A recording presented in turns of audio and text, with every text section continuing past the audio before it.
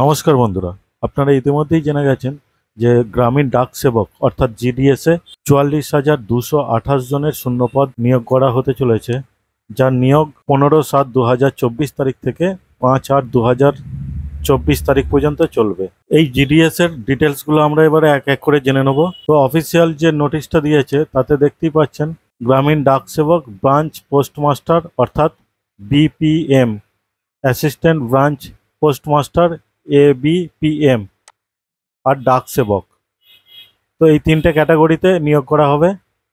আর নিয়োগ করার জন্য যে লিঙ্কটা দিয়েছে আপনি এখান থেকেও আপনার ফর্মটা ফিল আপ করতে পারবেন। তো ফর্ম কীভাবে ফিল আপ করবেন সেটা আমি শেষে দেখাবো। তো আমি খুঁটিনাটি জিনিসগুলো আগে দেখে নিচ্ছি। রেজিস্ট্রেশন করার ডেট যেটা বলেছিলাম 15/7/24 থেকে 5/8/24 পর্যন্ত চলবে। এডিট আর কারেকশনের ক্ষেত্রে 6/8/2024 থেকে 8/8/2024 তারিখের মধ্যে এডিট বা কারেকশন করতে হবে। এরপর এই সমস্ত পোস্টের ডিটেলসগুলো এখানে দেওয়া হয়েছে। তো এখানে স্যালারির ব্যাপারটা দেখে নেবো। বিপিএম এখানে শুরু হচ্ছে 12 থেকে 29,380 টাকা পর্যন্ত। ABPM বা ডাক সেবকের ক্ষেত্রে 10,000 থেকে 24,470 টাকা। তারপরে এখানে লেখা আছে দেখুন যে 3% করে যে অ্যানুয়াল ইনক্রিজ হবে সেটা এখানে বলে দেওয়া হয়েছে। এগুলো ডিটেলসটা দেখে নেবেন। এলিজিবিলিটি ক্রাইটেরিয়া, এজ লিমিট 18 থেকে 40 বছরের মধ্যে থাকতে হবে। বিভিন্ন ক্যাটাগরি ওয়াইজ যে ছাড়টা দিয়েছে, যেমন SC/ST-দের ক্ষেত্রে 5 বছর, ব্যাকওয়ার্ড বা OBC-দের জন্য 3 বছর। এখানে যদি শারীরিক প্রতিবন্ধী থাকে PWD সেটা 10 বছর, আর PWD প্লাস OBC যদি হয় সেটা 13 বছর। PWD প্লাস SC বা ST হলে 15 বছরের ছাড় সর্বোচ্চ পাওয়া যাবে। সবথেকে যেটা ইম্পর্টেন্ট সেটা হচ্ছে এডুকেশন কোয়ালিফিকেশন। এই জিডিএস নিয়োগের ক্ষেত্রে একটাই কন্ডিশন আছে, যেটা মাধ্যমিকের নাম্বারের উপর ভিত্তি করে এখানে নিয়োগ করা হয়। তো যার মাধ্যমিকে যত বেশি নাম্বার থাকবে সেই তত বেশি অগ্রাধিকার থাকবে। কারণ এখানে এই জিডিএস এর ক্ষেত্রে কোনো পরীক্ষা হয় না, শুধুমাত্র মাধ্যমিকের নাম্বারের উপর ভিত্তি করেই একটা মেরিট তৈরি করা হয়, আর সেই মেরিট থেকেই তাদের নিয়োগ করা হয়। তো সুতরাং মাধ্যমিকে যত বেশি নাম্বার তার চান্স তত বেশি। আচ্ছা, আদার কোয়ালিফিকেশনে এখানে কম্পিউটার, বেসিক কম্পিউটার জানা থাকলেই হবে। সাইকেল বা মোটর সাইকেল চালানো জানতে হবে। আর এখানে চাকরির ক্ষেত্রে কোনো রকম কিন্তু সুযোগ সুবিধা থাকা খাওয়ার জন্য দেয়া হবে না। পেমেন্ট অফ ফি, তো পেমেন্টের ক্ষেত্রে শুধুমাত্র জেনারেলদেরই 100 টাকা চার্জ করা হয়েছে, আর SC/ST-দের এটা নিয়েলি আছে, কোনো রকম চার্জ কিন্তু করা হয়নি।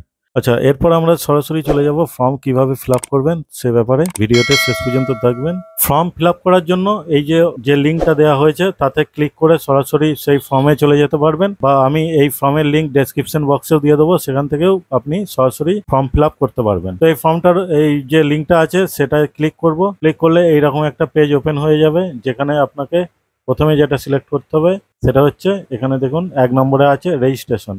রেজিস্ট্রেশন করার জন্য মোবাইল নাম্বার আর ইমেল আইডি এই দুটো অবশ্যই লাগবে, কারণ এখানে ওটিপি আসবে। এখানে প্রথমে দিয়ে দেবো মোবাইল নাম্বার। মোবাইল নাম্বার দেওয়ার পর ভ্যালিডেটে ক্লিক করব। ক্লিক করার পর যে ওটিপিটা আসবে সেই ওটিপিটা এন্টার করলেই এখানে মোবাইল নাম্বার ভ্যালিডিটি সাকসেসফুল দেখিয়ে দেবে। দ্বিতীয় ক্ষেত্রে ইমেল আইডির ক্ষেত্রেও সেম। ইমেল আইডিটা দেওয়ার পর ভেরিফাই ক্লিক করলে ওটিপিটা আসবে। ওটিপিটা ভেরিফাই করে নিলেই এখানে ভ্যালিডেট সাকসেসফুলি হয়ে যাবে। 3 নম্বর যে অপশনটা আছে সেটা অ্যাপ্লিক্যান্ট নেম। এখানে অ্যাপ্লিক্যান্টের নেমটা বসিয়ে দেবেন, যেটা মাধ্যমিকের সার্টিফিকেট অনুযায়ী এখানে বসাবেন। বাবার নামটাও তাই।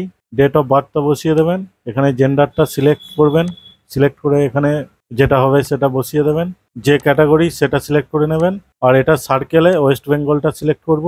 ইয়ার অফ পাসিং, মাধ্যমিক কত সালে পাস করেছে সেই সালটা এখানে সিলেক্ট করে নেব। ক্যাপচা কোডটা দেওয়ার পর সাবমিট বাটনে ক্লিক করব। আচ্ছা, তারপরের অপশন যেটা আছে 10 নম্বরে, এখানে আধার কার্ড নাম্বারটা দিতে হবে। ডিসেবিলিটি নাকি সেটা এখানে সিলেক্ট করবেন। নো হলে নো করে দেবেন। আচ্ছা, এখানে ল্যাঙ্গুয়েজের ক্ষেত্রে যেহেতু আমরা বাংলা মিডিয়ামে পড়েছি তাহলে বাংলা সিলেক্ট করব।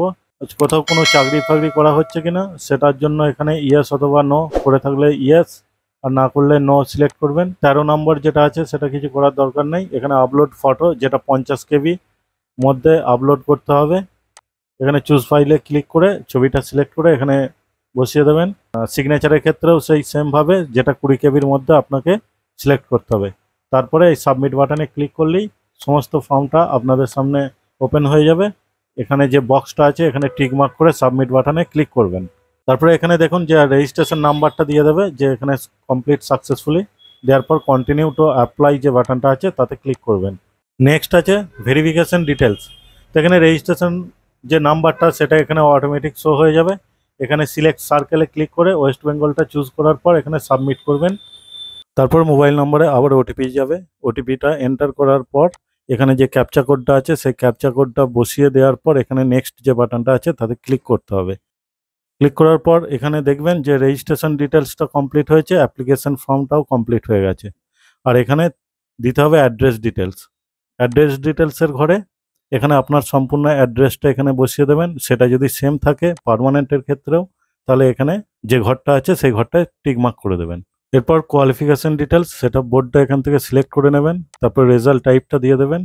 দেওয়ার পর এখানে রেজাল্ট টাইপটা রেজাল্ট টাইপ মার্কসেই থাকবে। তারপরে এখানে যে সাবজেক্টগুলো আছে সেগুলো এখান থেকে আপনার রেজাল্ট অনুযায়ী এখানে বসিয়ে দেবেন। দেওয়ার পর এই যে সিলেক্ট সাবজেক্ট যেটা আছে সেটা ফার্স্ট ল্যাঙ্গুয়েজে বাংলা যাদের আছে বাংলা করবেন, আর যাদের সেকেন্ড ল্যাঙ্গুয়েজ ইংলিশ আছে তারা নিচে এখানে ইংলিশটা করে নেবেন।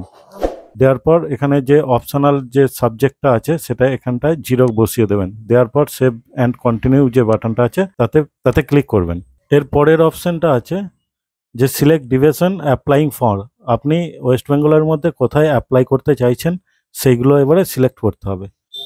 তো এখানে যদি আমি বর্ধমানটা সিলেক্ট করি তাহলে বর্ধমান ডিভিশনে যতগুলো ফাঁকা আছে সিট সেই সিটগুলো এখানে শো হয়ে যাবে। আর কি কি ক্যাটাগরিতে ফাঁকা আছে পোস্ট নেমটা থাকবে, কত স্যালারি আছে সেটাও লেখা থাকবে, আর জেনারেল এসসি এগুলোও সব লেখা থাকবে। তো আপনি এখানে 1 নম্বর 2 নম্বর করে এগুলো পরপর করে সিলেক্ট করে নেবেন। আপনার যেখানে কাছে হবে সেই জায়গাগুলো পরপর 1 2 3 করে সেইগুলো সিলেক্ট করবেন। সেভ অ্যান্ড প্রসিডে ক্লিক করলেই আপনার সামনে যে আপনার যে ফর্মটা ফিল আপ করেছেন সেগুলো দেখিয়ে দেবে। দেখানোর পর এটা যে প্রিন্ট অপশন আছে প্রিন্ট অপশনে ক্লিক করলেই সেটা প্রিন্ট হয়ে যাবে। তো এই ছিল জিডিএস এর ফর্ম ফিল আপের সম্পূর্ণ প্রসেস। ভিডিও যদি ভালো লাগে তাহলে লাইক করবেন, চ্যানেলে নতুন হলে সাবস্ক্রাইব করবেন। ধন্যবাদ।